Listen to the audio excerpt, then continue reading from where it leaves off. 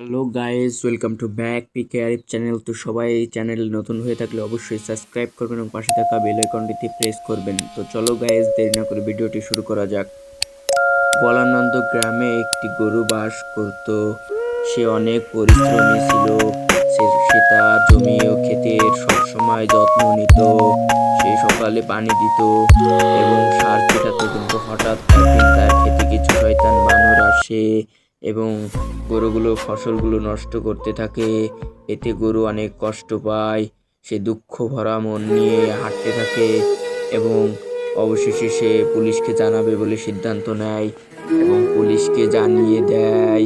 Police চিন্তিত হয়ে ভাবে কিভাবে বানরদেরকে ধরা যায়।